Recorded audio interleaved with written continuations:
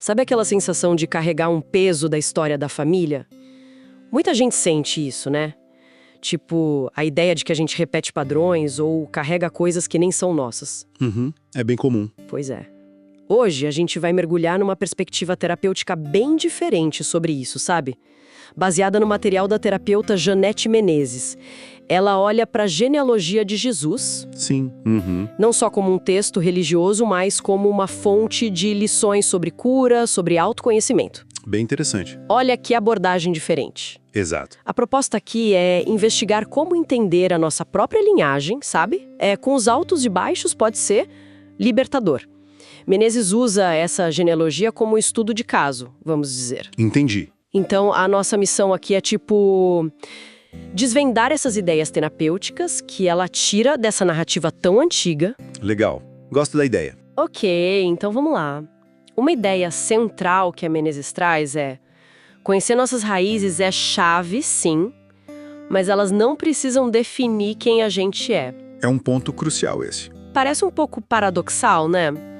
Mas ela argumenta que ignorar de onde a gente veio, as dores, as alegrias dos antepassados, isso nos deixa mais propensos a repetir ciclos sem perceber. Faz sentido. O exemplo que ela usa é que Jesus veio de uma linhagem com histórias, assim, bem complexas, figuras controversas, momentos difíceis, feridas, como ela descreve.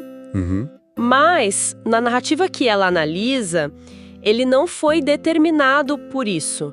Pelo contrário, ele teria redimido essas questões. E o que é fascinante aí é como essa abordagem muda o foco, né?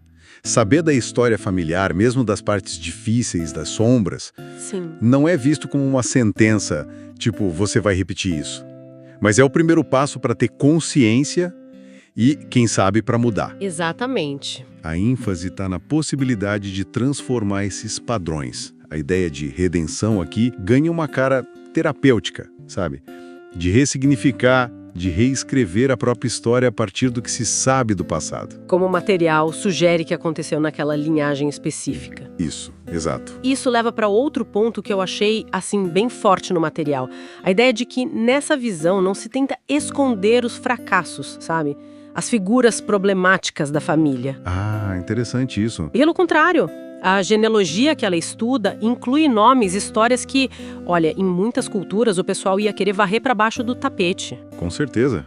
Escândalos, erros. Exato. Erros, origens humildes, coisas mal vistas na época. E a Menezes interpreta isso como uma lição terapêutica profunda.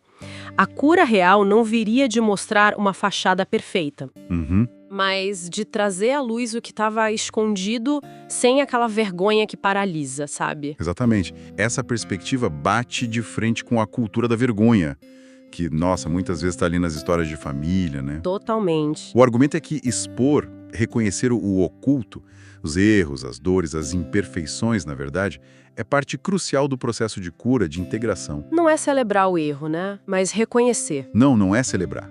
É reconhecer como parte da jornada humana e, na visão dela, como algo que pode até ser transformado. Isso conecta direto com a ideia que ela explora de como até falhas humanas graves Sim. teriam sido usadas nessa narrativa como pontes inesperadas para um propósito maior, revelando uma força que, nas palavras dela, conserta linhagens.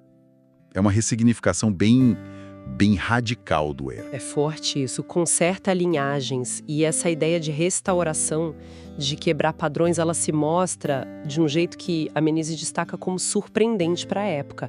O papel central dado às mulheres. Ah, sim.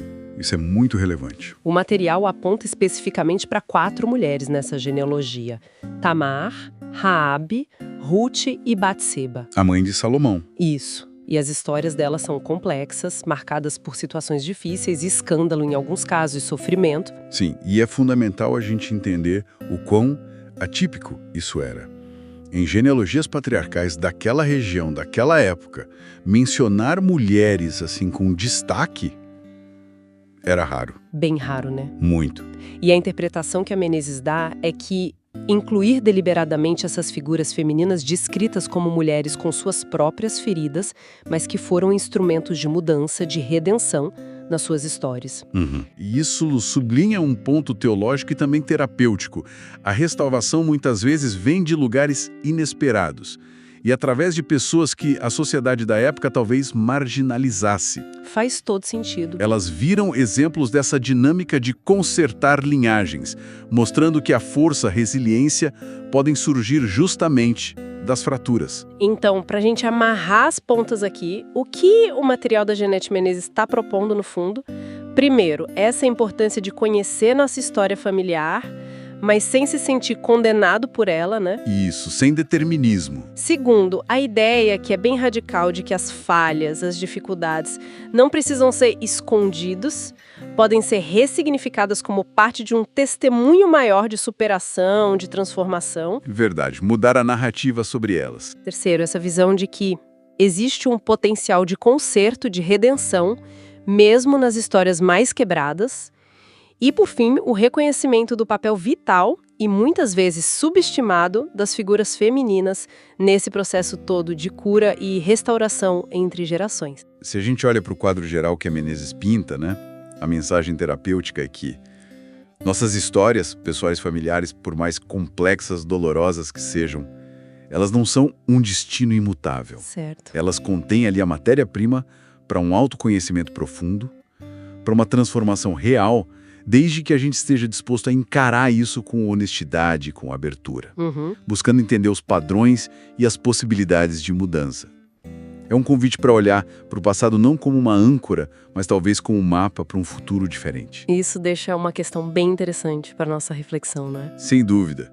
Independentemente das crenças religiosas de cada pessoa sobre essa genealogia específica, fica a pergunta, né? Qual seria? De que maneira um olhar mais atento para a nossa própria linhagem, sabe, identificar padrões que se repetem, reconhecer momentos de ruptura, de resiliência e buscar ativamente os potenciais de transformação, como isso poderia, de fato, nos dar perspectivas novas e, quem sabe, libertadoras sobre quem somos e para onde a gente pode ir.